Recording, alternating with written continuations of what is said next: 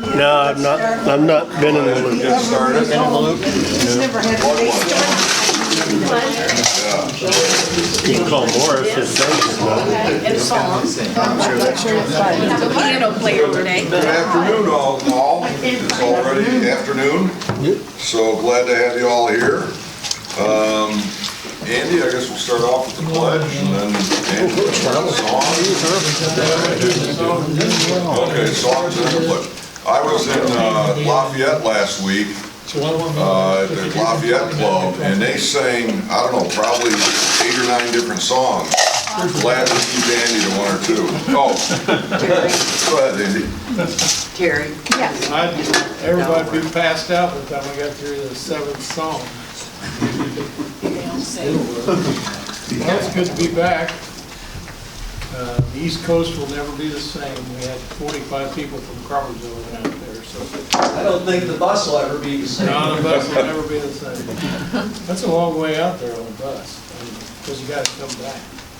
You know, the going out's not too bad, it's the coming back. You kind of anticipating going out. We're going to do a song today, and maybe we don't have any farmers in there, do we? Or former farmers. Morris is not here. We had a harvest moon this week. Mhm. So did y'all know that? You could tell it was a full moon. My wife drives a bus. Yeah. She said they were all off the wall. Really? How could you tell it was a full moon? You couldn't see it. So we're gonna sing on Shine. We're gonna sing Shine on Harvest Moon. You know that song? It's kind of an old song. Oh, bro. Bouncy ball. We'll do that next week. Okay, Bill. Bill's back. Okay, it's pretty easy. Shine on harvest moon up in the sky. I ain't had no loving since January, February, June or July. No, ain't no time to stay. Listen, no time to lose. Shine on harvest moon for me and my gal. Okay, I just forgot that. We need the words back. Yeah, we need the words back. Probably an ad for We got words, but they don't go with the song. Okay, we're gonna sing America now. You know that one, and we all know that. My country too.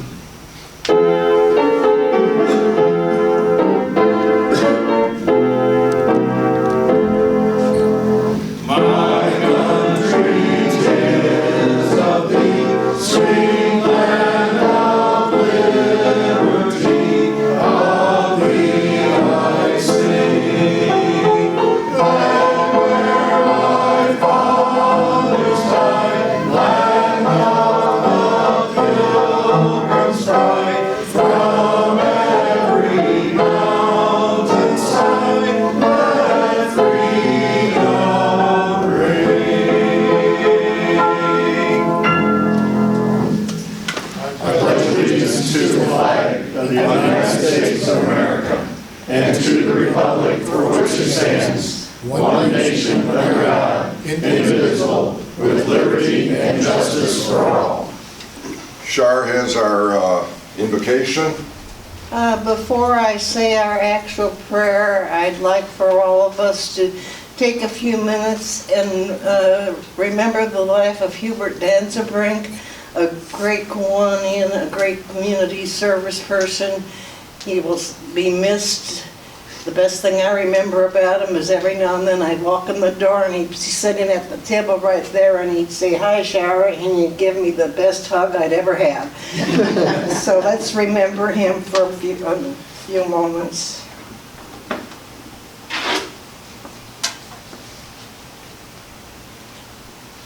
Let us pray. Heavenly Father, the good earth beneath our feet feeds us all with your great bounty. But as we gather here in fellowship, we know there are children in this community and in our world who do not share this bounty. Help us to bring them to our table and fulfill all their needs. And now bless this food to our use and us to your service. Amen. Thank you. Thanks, Shar. go ahead with our mission statement. Kiwanis is a local organization of volunteers dedicated to improving the world, one child and one community at a time, through service to others. And then our elevator pitch, right? Kiwanis is for kids, Kiwanis is a youth-oriented service organization, and Kiwanis partners with Riley Hospital for Children. Thank you. Thank you. Thanks, Shar, for the invitation, and thanks, Mark and Dennis, for your being the greeters today. We do have the indicators and greeters sheet back there. We'd like to make sure that those get completely filled out today. I think Jerry's going to pass some around, so I appreciate that. Let's get them completed and get them all filled out. Guests, I don't think we have any guests, but we do have a new member, and I'm going to introduce her. Kristin Oakes is from Ivy Tech. Kristin, you want to say hello? Yes, I'm new to this community. I was asked to be the director in Crawfordsville at Ivy Tech this summer. So I started by scaring the mice back out of the building and trimming the bushes down, and we have classes and students on campus. And I very much believe in community. I believe that things really get done when we're connected and working together. I've been an educator teaching 3-year-olds up to 80-year-olds. I teach math, but I've taught lots of different subjects, and I was sharing with Gary, I hope to have a big service project on campus, and I think it's important our young people connect with each other through service too, and I'm hoping you can help me find that piece that can bring some purpose to us this fall. So happy to join with you, and look forward to getting to know each one of you more. So thanks. Thanks, Kristin. Kristin and I met a month or two ago, and I've been trying to get her to come to the meetings, but finally she's here, so that's great. So make sure in my defense, I teach math. That's I had right. to cut class a little That's right. early to get here. So. And I'm sorry, we don't have any of the 3-year-olds here, but we do have some of the 80-year-olds. So, maybe you can teach them some math, okay? Announcements, and as Shar said, we lost a good friend in Hubert. It was in the paper again today on the front page of the Journal Review.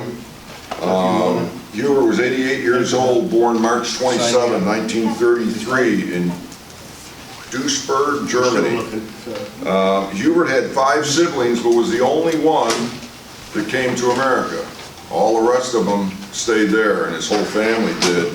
Him and his wife gone back there many times, and his family from there have come here, so very interesting.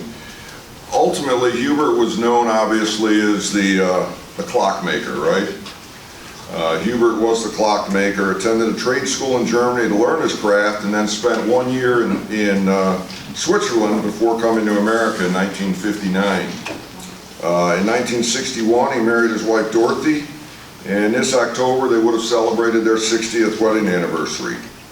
They have 3 children.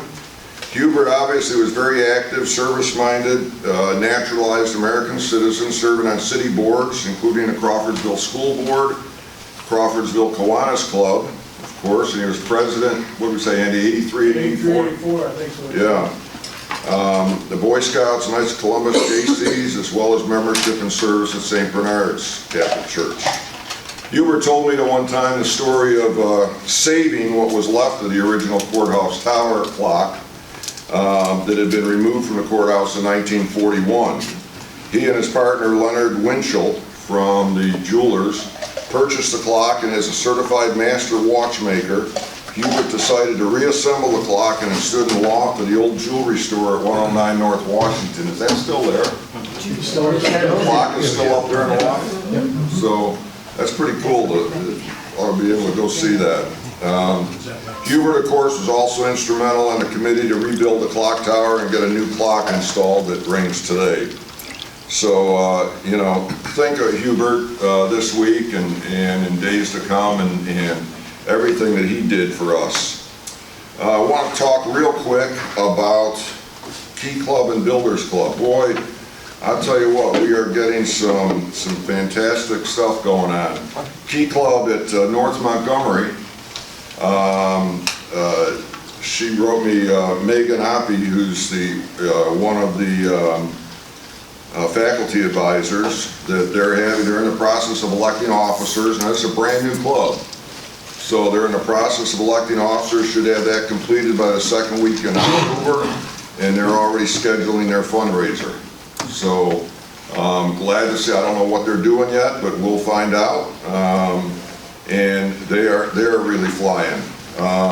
Builders Club, that's over at Crawfordsville Middle School. Shannon Hudson is the faculty advisor. It says we've completed our coin collection for the comfort cart. So they did a coin collection there. Now this is middle school. So how much you think they collected? 150. Who else? 200. $1,061. Plus a check from Dairy Queen night. So they have done just fantastic. So really exciting. So glad to see that. They're looking for another project or something that maybe we can help with. They'll be creating a support staff luncheon in February. So we bring in all the aides, secretaries, and nurses for lunch. We decorate the tables, give gifts, and all of this. This might be something you're interested in. So maybe that's something that we can work up. We'll bring that up to the board. Our next big project is the canned food drive on Halloween, or the closest Friday to Halloween, so it'll be that Friday there. We're planning one thing at a time based on the color of our county. We will keep you informed as things progress. So they are flying high. That's great to see, and great to see these clubs that we've been instrumental in getting started and trying to keep them going. We're talking a lot to the Crawfordsville Club and to the South Montgomery Club, Southmont Club. I don't have the numbers yet, but we do have 21 people going to the Beef House on December 16th.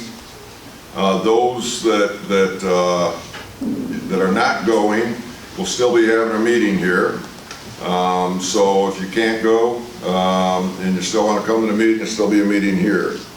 Let's see. Oh, September 27th, so next Monday, and nobody signed up yet, so we're packing backpacks. So we need 6 people. So Don, we've got you. Who else? Mark? Don, Mark, who else? Carolyn. Okay, anybody else? Terry, okay. What's it like? I haven't sure. That's the 27th, that's Monday. Monday. Yeah, 4 o'clock. Next satellite meeting will be? Next Thursday. Next Thursday. Next step, 5:30.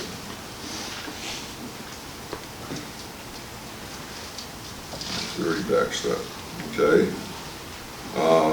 They're coming up with some great ideas too, so that's going very, very well. Anything you want to talk about there for? I mean, our Sandlot night, October 15th, 4:30, on the park. Bring your grade kids. 15th? Okay. We are gonna, you're gonna talk to Shannon about that for the Builders Club. So maybe we can use some of those people over there, or the Key Club, to help out with some things like that. Pop can tabs, we're still collecting pop can tabs. I don't see the 3 from Don today, but you know, we are still collecting, so bring them on in. As you know, we collected for the state over 2 million pop tabs that were turned in last week. So it was fantastic. They didn't expect it. Matter of fact, we got down there with the pop tabs and they had no room for it. So we ended up just leaving the boxes and everything there, and they took care of it. But the Tipton Club had beat us out. Of course, our club had, I think, 548,000 pop tabs. The Tipton Club beat us out. They had big 55-gallon drums, plastic drums that they had put at the schools, and the kids just dropped them all in. Well, it worked. I mean, we can do the same thing. You know, so they beat us out only by about 150,000. So it was good, but we got to keep that going. They had to go back and pick up the drums because they wouldn't let had no place to put them when we dropped it all off. So they went back and picked up the drums, and they ultimately met the CEO of Ronald McDonald House, and she's volunteered to come out and talk to us all, and it'd be interesting to listen to her and the things that are going on down there. Yes. The question was asked last week, what does 2 million pop tabs translate into in terms of monetary gain? That would be a question for her, and I think I heard a number of about, I think it was $41 per 100 pounds, if that's right. Okay, that may be high. I don't know. I thought I heard $41 per 100 pounds, so there was quite a few pounds, because I told you to lifting those 55-gallon drums off of there was tough. Our commodities brokers looking. There you go. There you go. So we're still collecting them. Okay, so bring them on in. We need them. We are also collecting, or for the parent company cart. Somebody brought in, Jim brought in a bunch of Snickers today. So please I'll pass these around again, but please bring in some stuff for the comfort cart. They really need this stuff, and we're going to hopefully open up in November or December. How many of you are Riley families? Had somebody involved at Riley or some, okay, and quite a few. I was amazed at the Lafayette Club. They had about 30 people there, and there was only 2 that were Riley families. So how many of you have ever known one of the families that had a baby delivered at Riley? Anybody? No, because they didn't deliver babies. They don't deliver babies. But starting out, hopefully, well, it's open now, the neonatal birthing center, and they will be opening that up hopefully in November or December, as soon as we get, as soon as some of this COVID relaxes and everything. They're ready to go with it, and they've got a beautiful, beautiful center for the birthing center. Because in the past, what happened is, let's say a mom had a baby in Lafayette, and the baby was in bad shape, okay? They knew neonatally that, before the birth, that there was going to be a problem. So they had a transfer going on to transfer that baby to Riley. But where did the mom go? She stayed at that hospital in Lafayette. Think how tough that was. So now with the new birthing center that they're going to have there at Riley, mom will be able to stay with the baby. So fantastic. We really need to encourage what's going on at Riley. We need to talk more about the ABCs of safe sleep.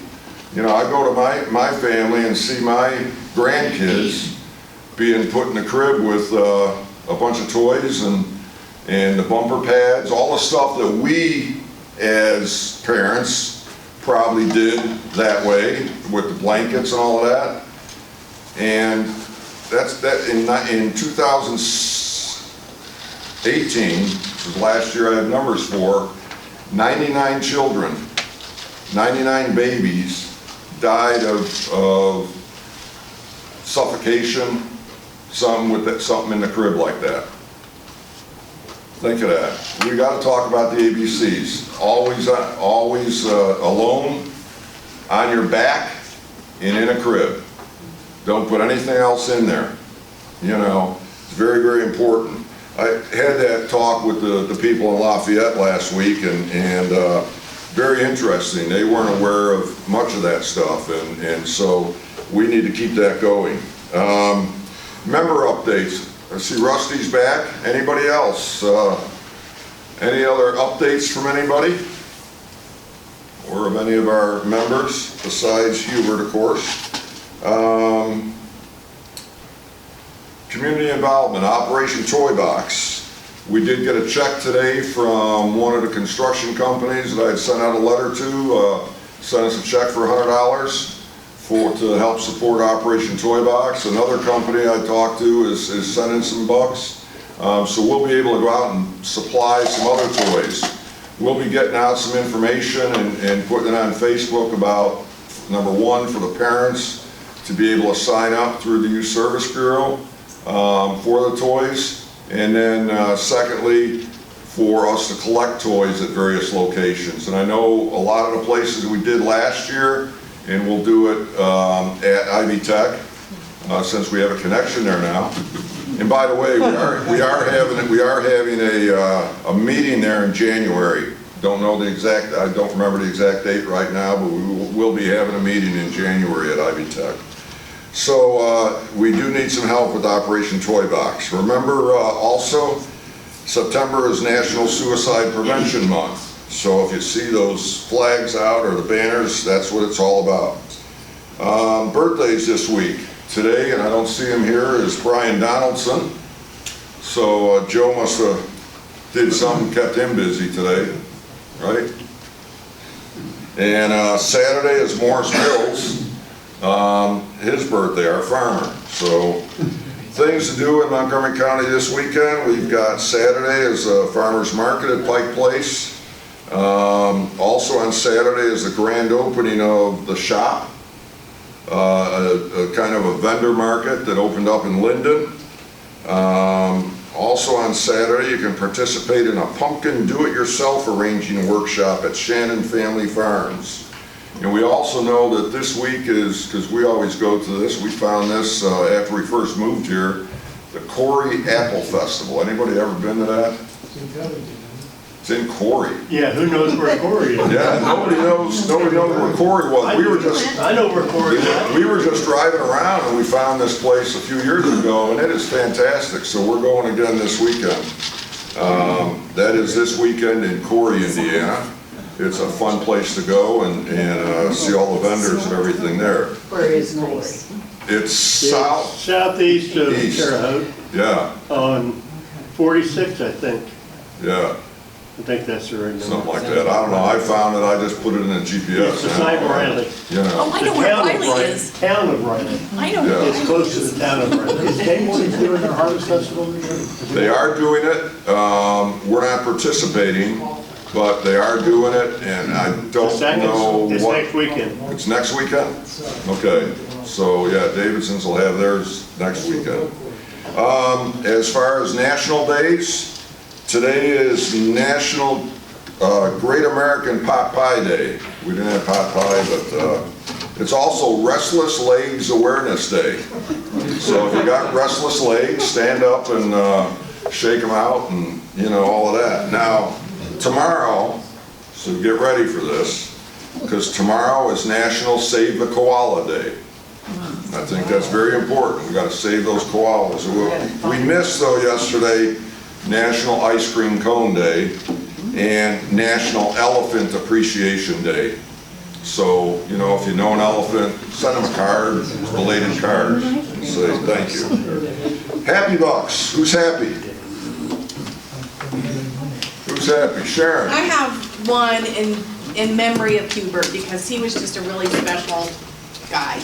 He was on the Visitors Bureau, the Tourism Commission for years when I worked at the Visitors Bureau, and just really appreciated him. And my other happy dollar is my daughter went to her district convention at work in Southern Florida and won 3 awards earlier this week. So Congratulations. very proud of her. Congratulations. Yes, sir, Tom. Well, I was happy I also got to go out east with Andy, visited Maine and Sorry. Cape Cod. He was on the back of the bus, I was in front. Okay, good. Yeah, I got to have clam chowder every day when I was out there. Oh, great. Wow, the right stuff. Yeah. Jim. 2 in honor of Hubert. Okay. Anyone else? Andy? We had a guy in the barber shop one time that kept talking about a guy by the name of Herbert Danzig. Clock, and I couldn't convince him his name was Hubert. So I always called Hubert Herbert. Yeah. We always joked about that, but he was a great guy, I really liked him. He was. Anyway, you done? Okay. Jerry? And here's three in memory of Hubert and a couple, I got a chance to go to the alumni gathering at the college on Saturday and then go to the first football game in the new stadium, which was a lot of fun. It was very warm. Fortunately, we were sitting in the shadow of the press box, so it made it a little more tolerable. And Wabash won the game. Yeah, very important. Anybody else? An honorary dollar, I don't have a dollar. Come on, you know better than that. Well, I have a good line of credit. Anyway, I met Hubert through tennis at Wabash, and he was just such a special man. And then I had him do some clockwork for me, which amazed me that he was able to do that. And he always would kid me, and that'd drive me nuts. And he knew it, so God bless Hubert. Great guy. Anybody else? I'll throw a buck in for Hubert. Remember the Happy Dollars this quarter goes to Pam's Promise. We've got one more week in the quarter next week. So if you want to help take care of Pam's Promise, don't forget to bring your bucks. The honorary bucks, just make sure we bill him for that, will you? Okay? But bring those happy bucks for that. Okay, Dave, I guess you're going to introduce somebody here, our speaker today, so why don't you go ahead and we'll do that. Oh, thanks for reminding me. I'll start working on that right away. Before I get into the introduction, I have a question for everybody. And be careful how you answer this. How many of you out there still read a newspaper? Tim, job security. Demographics, I'm not sure about. Not this one. Well, we're not sure about some of the people, so. I was going to say something funny, but I don't remember what it was. Anyway, today's speaker is Tim Evans. He is an investigative reporter for the Indianapolis Star. Some of you may not have heard of Tim, but I guarantee you after his presentation, you will recognize Tim and where he's come from and all the good work that he's done throughout the years at the Indianapolis Star. And we were talking beforehand that Crawfordsville is not the mecca of anything, but he did get his start in the small town newspapers, so he understands a little bit about where we are in the chain of things. And he's got some interesting stories, so a lot better than mine. So Tim, take it away.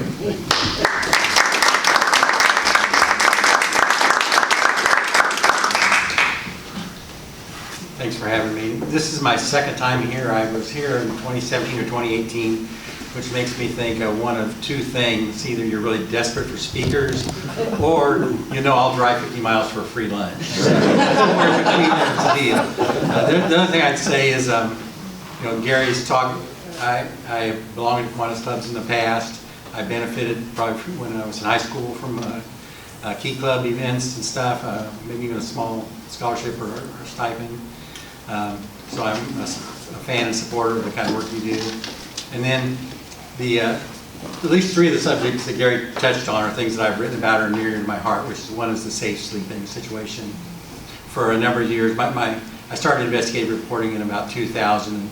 My first few years I dealt with child abuse, child welfare, child safety, the Department of Child Services, and that was the thing we wrote a lot about, the safe sleeping, the tragedies of well-meaning parents, who want to calm or soothe the child and take them to bed. So that one resonated with me. I'm working on a project right now that has a lot to do with suicide and the horrors of that. And so that it's kind of like you've been tapping my email on my phone. And the third one is about Riley. And a couple years ago, I wrote a story about Indiana's caviar king. I don't know if you know that Indiana has a caviar industry. Based in southern Indiana along the Ohio River, they fish for American paddlefish, these giant behemoths, and they get a type of caviar from them. And The guy who was the leader in that industry for a number of years before he went to federal prison had a roadside, like a petting zoo. And he had I believe it was a tiger cub that was born with a cleft palate. And a doctor from Riley and a couple other people, they brought that tiger cub up here to one of the Indianapolis hospitals, euthanized, or not euthanized it, but sedated it, and fixed his cleft palate. So there was a tie to Riley. So those three things all kind of tie into my varied career. That's probably what I love about journalism. You know, one day to the next, you don't know what's going on.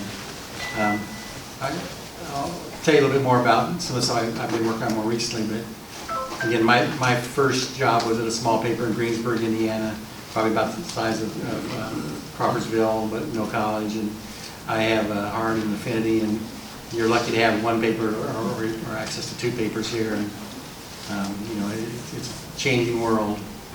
Newspapers used to be a cash cow. You had, you know, automotive advertisements. You would see there would be pages of real estate ads where they had the little snapshots of pictures.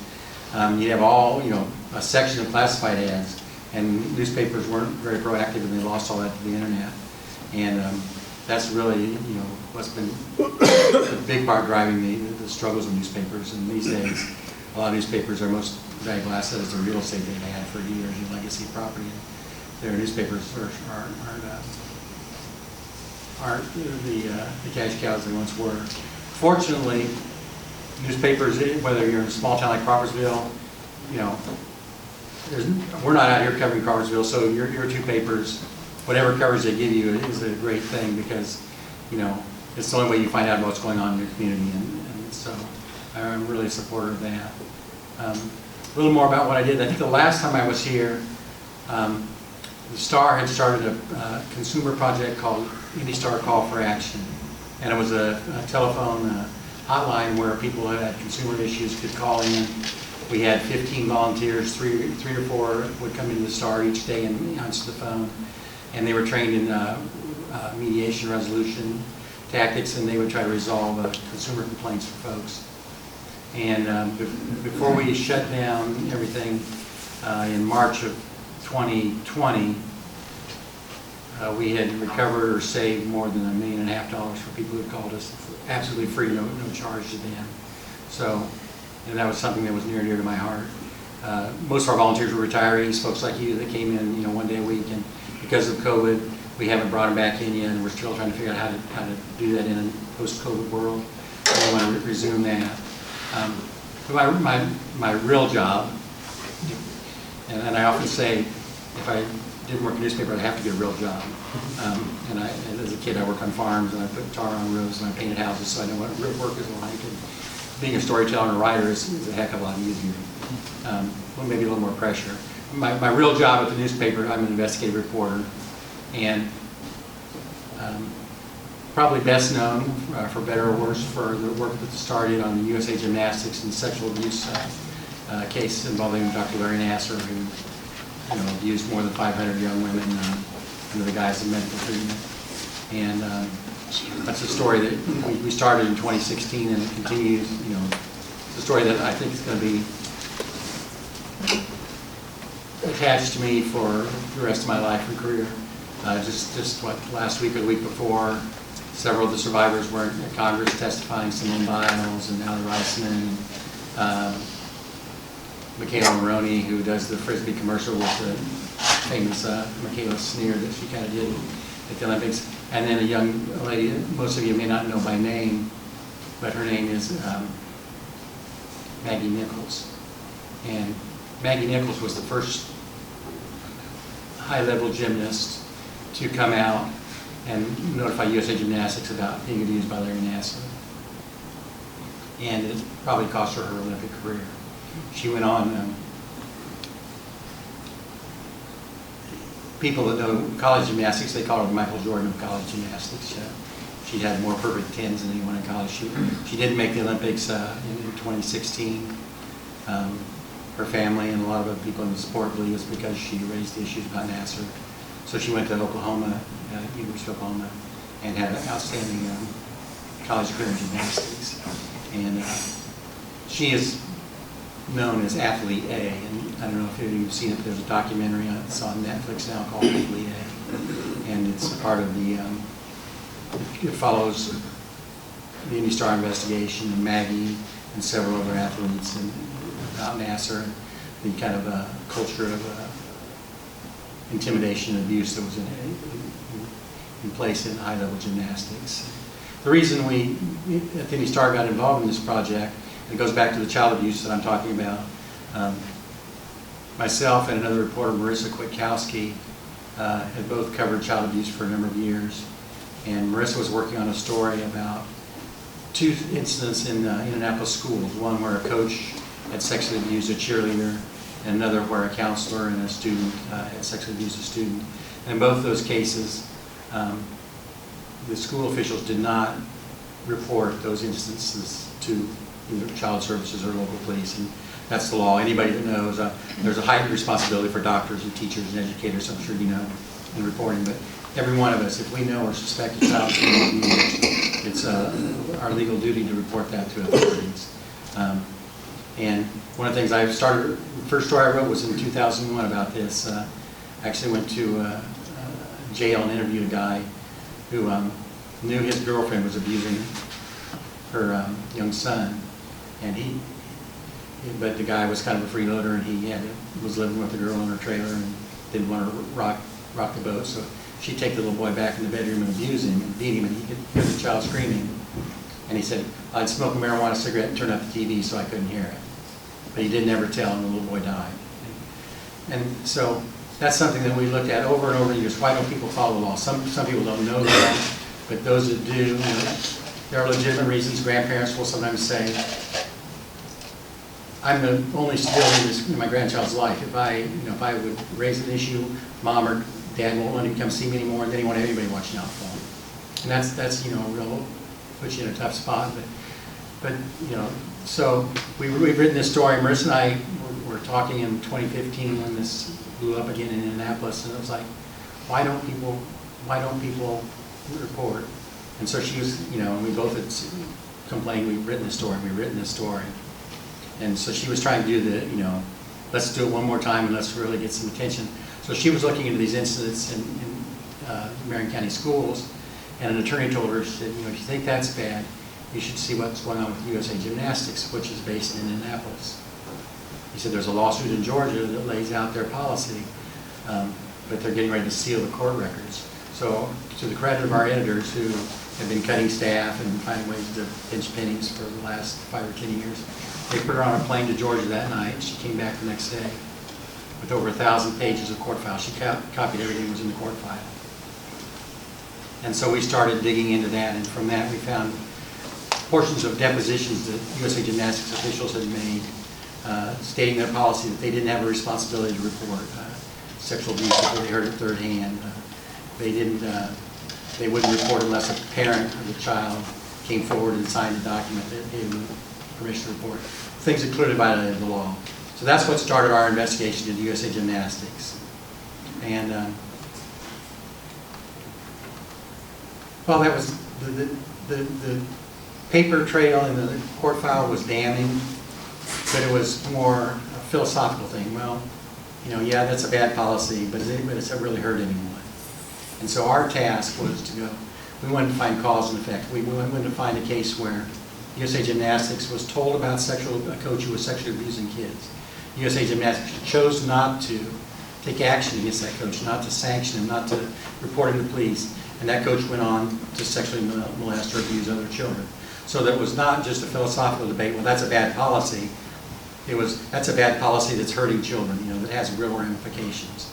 And we started, that was a needle in a haystack, because we had to find a case that fit, or a case or cases that fit that project. And there were 3 of us who worked on it. We spent probably a month Googling, searching court documents, calling police departments. We would find a case about a gymnastics coach who had abused someone. So then we would try to go back from that abuse there to see if there was any trail that they had been reported before. And so sifting through that for a month or so, we found 4 cases that fit that, where they had been warned about them, they had done nothing, and the coaches had gone on to abuse or harm other children. So we wrote our first story about that in August of 2016, right before the Rio Olympics. And it made a national splash. It was published in about 75 papers across the country as part of our Gannett, the chain that owns USA Today in our paper. And Marissa was on the Good Morning America and the Today Show. I've got a face for newspapers, and Marissa was young and attractive and smart, so I met her in the media. And I did some radio like NPR and those kind of things where they couldn't see me.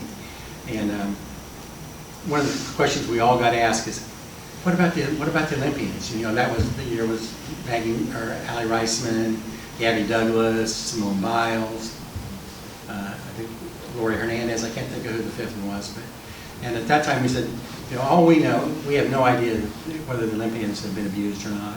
The kids we were looking at were more in local clubs. You know, they weren't at the elite level of gymnastics, and again, you know, so I said, no, I can't say that. I have no idea.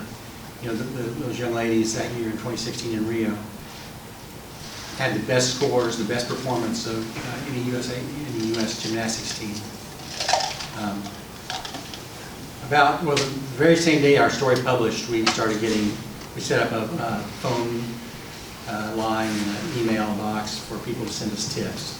And we got a call from a young lady in Louisville, Kentucky who had read our story, and she said, I know you're writing about coaches, so you may not be interested in this, but I was abused by a gymnastics doctor who's still working in gymnastics, and if you're interested, I'd be glad to tell you my story.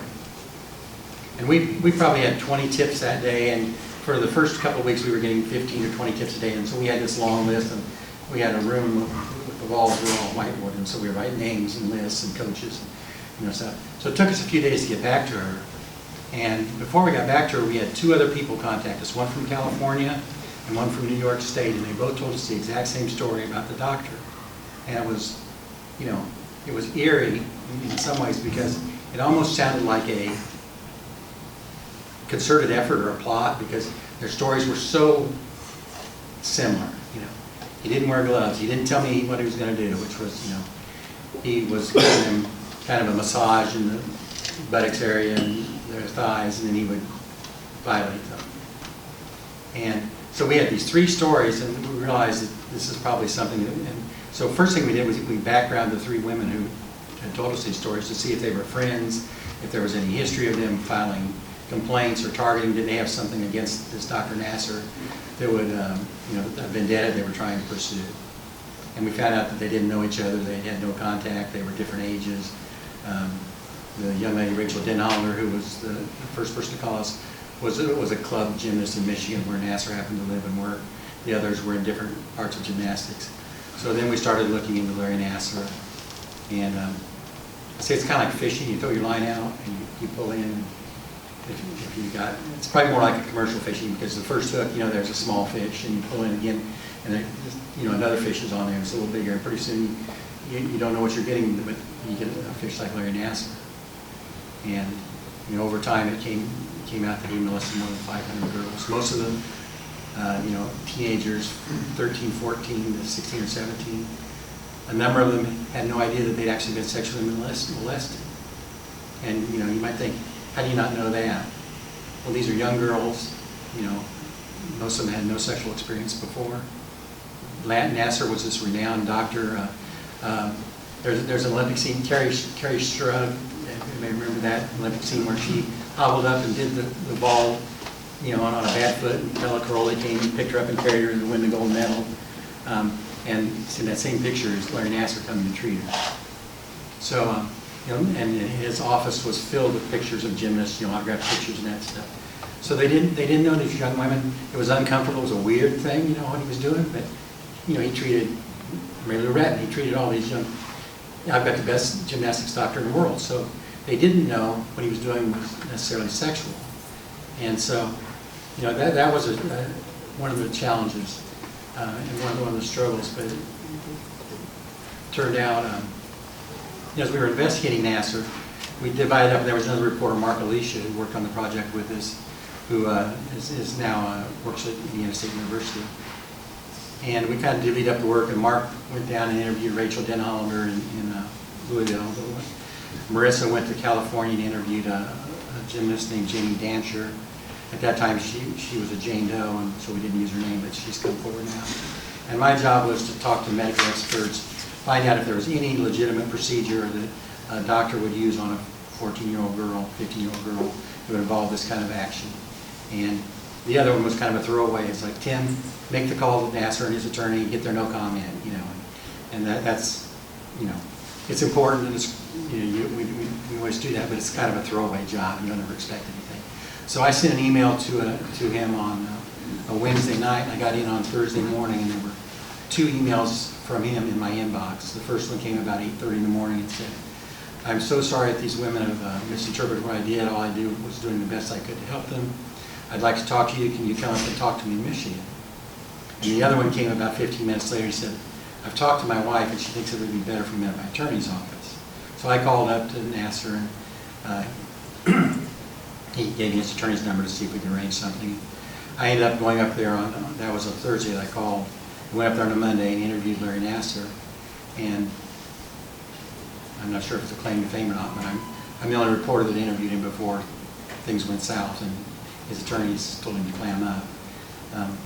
But he talked to me for about a half hour, showed me some videos. I don't know if you've seen him, he's kind of a quirky guy. When he was leading the narrative, he was very definitive, and you can see, this is why I'm doing this, and you can see why the girls would be confused. And so at one point I asked him, well, every doctor I've talked to, all the medical professors say you wear rubber gloves, or you wear gloves when you do that. I can't wear gloves, it impairs my sense of touch, and it's, you know, so I can't do it quite right. And, you know, a couple other times I challenged him, and at those points he'd clam up, you know, or his eyes would flutter. You could tell just from his body language that he wasn't being true with this. And while I was there, actually while I was in the office with Nassar's attorney, I got a text from Marissa, that the young lady in California, had filed a lawsuit against Nassar and USA Gymnastics. And I was in the middle of the interview, and so I, you know, checked my phone. And so I stopped the interview. I told him, hey, you know, a lawsuit's been filed. And it's probably something I didn't have, you know, I wasn't under any obligation to do that. But ethically, I thought it was the right thing, because I didn't want him to think that I was trying to, you know, get in under the wire and get him to say something before the lawsuit was filed. So I told him that. Marissa sent me a copy of the lawsuit, which I gave to his attorneys. They came back, they went into the conference room and read it, came back and stopped the interview, and his attorney made a couple of comments, and one of them was the kind of thing I think that hung him. The attorney said, you know, he denies ever penetrating any girls in any kind of treatment. And we published our story a day later, and our phone lines and emails blew up again. People saying, that's BS, you know, he did it to me, he did it to me. And from there, it went downhill. He quickly got a new set of attorneys. He was charged in the fall of 2016. He was running for school board in a small suburban area near Lansing, Michigan. And he got 20, even though he was under charge of these accusations, he got 20% of the vote in the school board race. And I think the case may have gotten kind of bogged down in a he said, she said, and a battle of medical experts. If you ever spend any time in court, especially in a you know, a civil claim where they're fighting over like malpractice or something, you've got competing specialists saying, no, this is fine, no, our specialist says this. And we were really worried that the case would get wound up in one of those and they'd never get to the real meat of the case. But then the police from Michigan State University, where Nassar worked, went out to his house to serve a search warrant, and it was trash day that day. And the trash truck, it's like made for Hollywood story. The trash pickup was running late, and some of the detectives said, let's check his trash can. And they found a hard drive or two and other computer documents, and on those they found 37,000 images of child pornography, including pictures of his little girl who lived next door and had never been a gymnast, so there was no reason for him to ever treat her. And he was, you know, so that was his final downfall. At that point, he pled guilty, and he's serving 175 years in prison or something. So, you know, again, I did all that in 2016 for most of the year, and a little bit in 2017. Nassar wasn't sentenced until 2018. I actually went on and did another investigation about the murder crisis in Indianapolis and a drug gang where the leader was tied to 10 murders, and had been charged in 6 of them, but never could get, they could never get convicted. So I was on to these other things, and then in January of 2018, they had the Nassar sentencing. I don't know if any of you saw that on television, but it was this dramatic parade of survivors, these young women who came.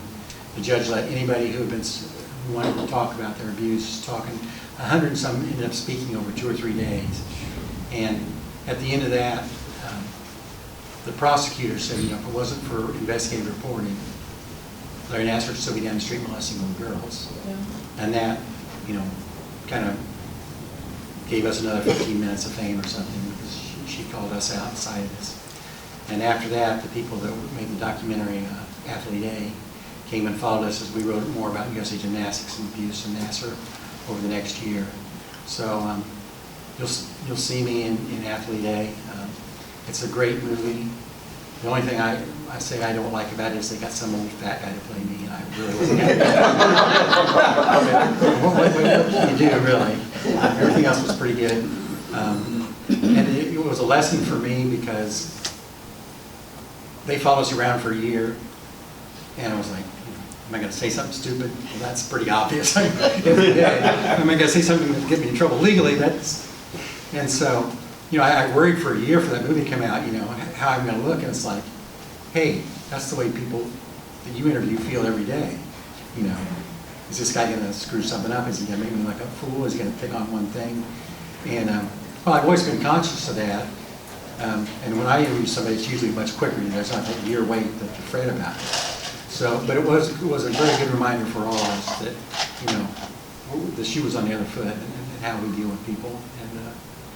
And so that came and went. And since then, in 2019 and 2020, I worked on a project about nursing homes, and it was a statewide project, and knock on wood, Montgomery County didn't have any problems there to speak of, but Indiana, more than 90% of Indiana nursing homes, you may or may not know, are now owned by county hospitals. You wouldn't know it from going to a nursing home, but they bought up the licenses, and then they hire someone else to run the nursing home. And the reason they do that is if it's owned by a county or municipal government, the payments you get, per diem payments for patients, is almost double what you get for a private nursing home or not-for-profit. Wow. And so these county hospitals, that you've seen a building boom around the state and county hospitals, small county hospitals, they're not putting all that money they're getting into the care of the nursing home residents. They're siphoning it off to build. And I'm not criticizing the services because for a lot of rural communities, Davies County and places like that, they were able to build projects that they couldn't fund otherwise. But they're funding on the back of these nursing homes that are understaffed. And then when COVID came, the horror stories started happening because there weren't enough people to take care of them. So I worked on that for about a year.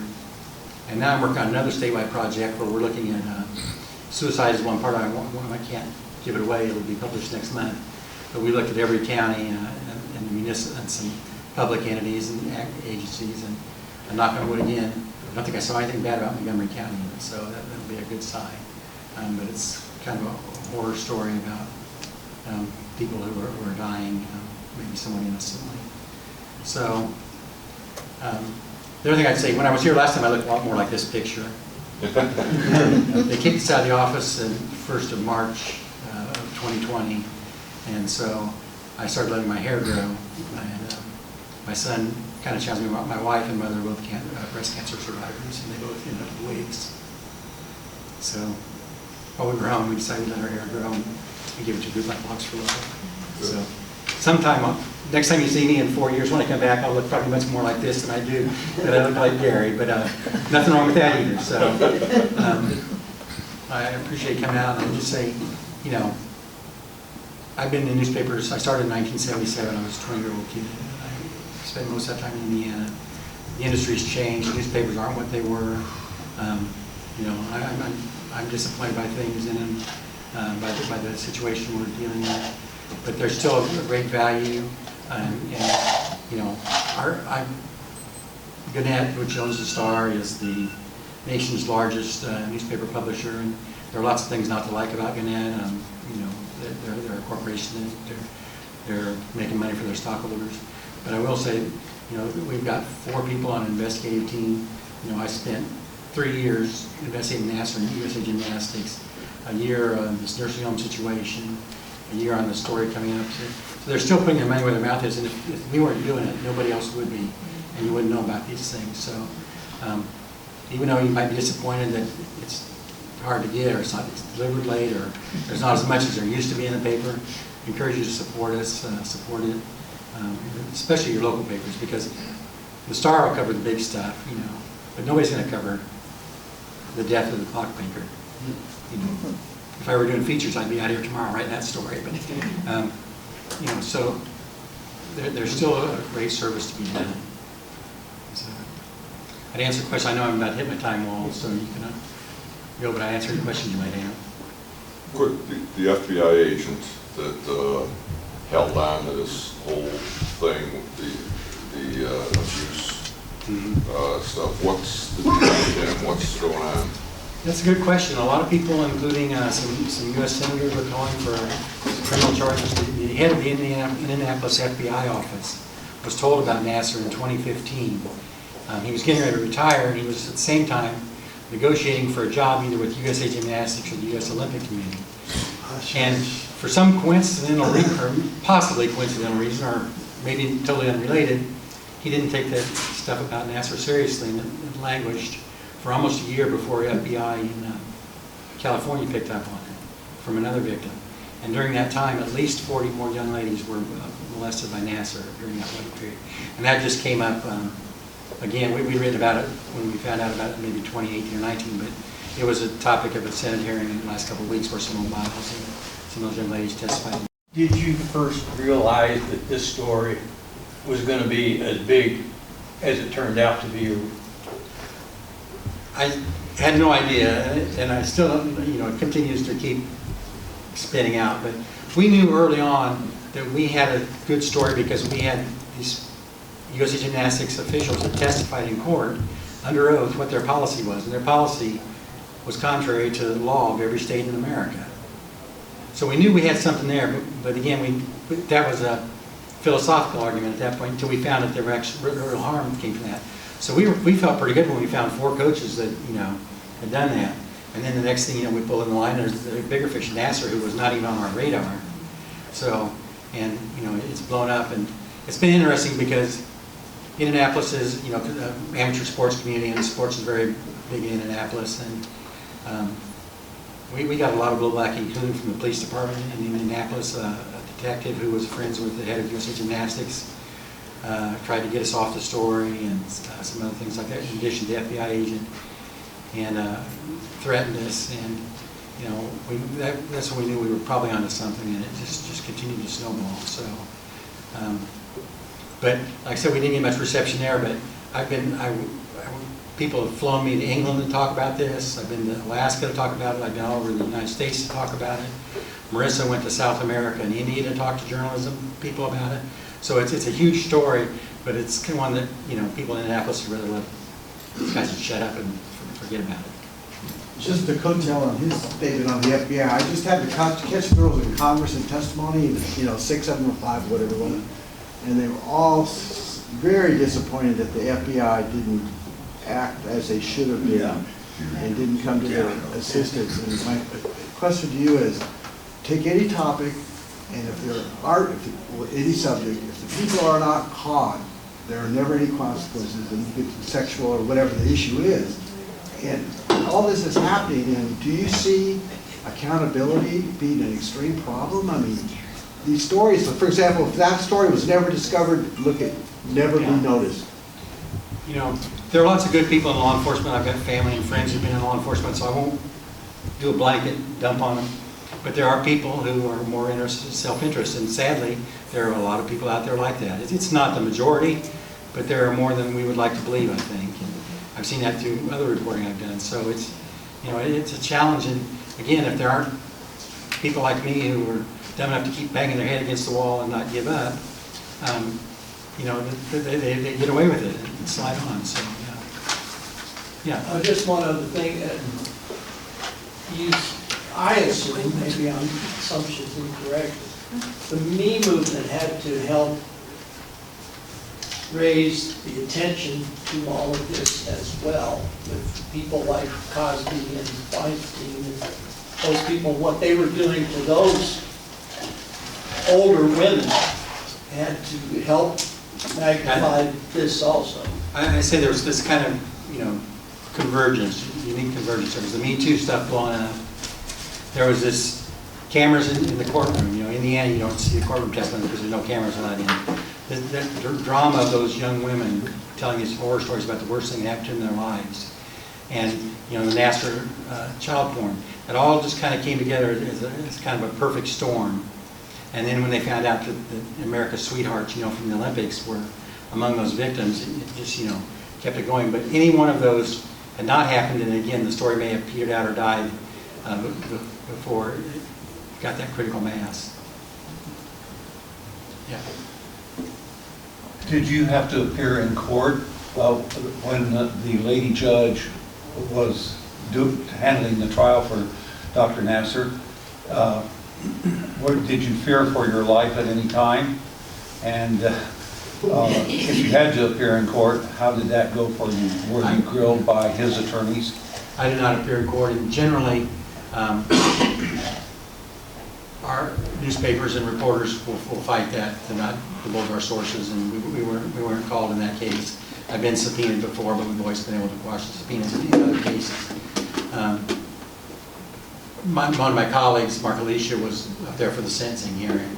He had covered that. I didn't fear for my life in this instance. When I was writing about the drug gang in Indianapolis, where the guy had been accused or connected to 10 murders and gotten off on 6 of them, they actually, my desk is at a corner when there's windows on both sides, downtown Indianapolis. They moved me away from there. I thought that was a little overkill, but in the gymnastics, when I was more worried about it, and I suffered, character attacks. We had a police officer, again, I mentioned, who made some threatening remarks to us. It was more I worried about, is he going to, try to accuse me of something, or those kind of things. And we challenged the prosecutor in Marion County pretty hard for not pursuing the cases and giving him some evidence that we had. There's still time to prosecute people for not reporting child abuse, and he didn't do it, and we wrote pretty harshly about that. And we've been professionally cordial before that, and the door was slammed on me after that. Nobody from that office would talk to me. So, thank you. Where is Nasser now? I think he's in Florida or South somewhere. He was in one jail. I knew they moved him. He was initially in Texas. I believe maybe he's in Florida. Is he isolated from the other population? I believe so, yeah, because he's had a huge part on his back. Yeah. Well, thank you, Tim, for coming over. I do have one question. This will match the other one you got, but when you're relating this story about where you got to go to Alaska and England, kind of work Crawfordsville in there somehow. This will be a big story. Crawfordsville is a spot that's special in my heart. I grew up near Bloomington, Illinois on 74, and I started working in Greensburg, which is on 74. So when I was poor in my 20s and I'd run out of money, I'd call my parents, they'd say, oh, Crawfordsville's about halfway. My dad was traveled for his work, and he was a Holiday Inn man. So we would meet at the old, there's a new Holiday Inn now, but there was an old real Holiday Inn there for years. So we would meet there. He'd give me the handshake with a few bucks, to cover me till next payday. And so we did that. And then when I moved a little further north, we would meet my parents at the Beef House often. Mother's Day, so we'd have, either one had to drive all the way. So I really, affinity, and I'm a creature of habit. So for years, I'd always stop at the gas stations here in Crawfordsville too, because that's about halfway. And especially as you get to be older, that's about as far as I can make it. So. Thank you.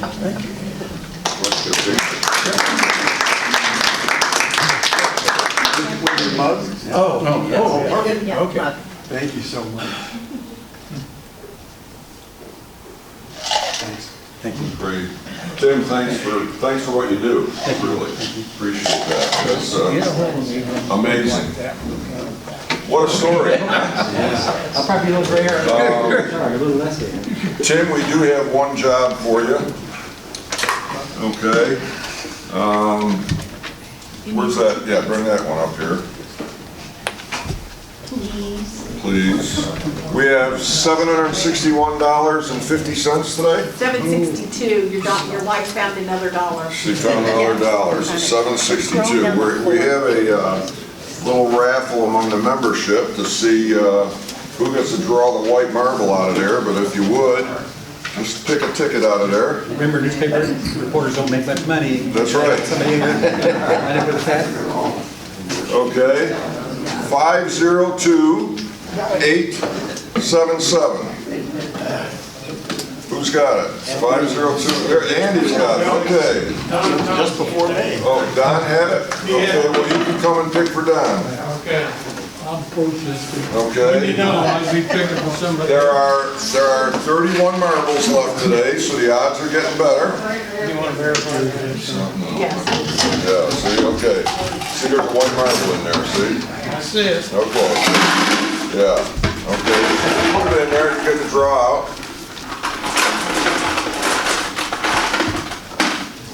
And, oh, it's the red marble, so it goes on for another week, and we'll be down to 30.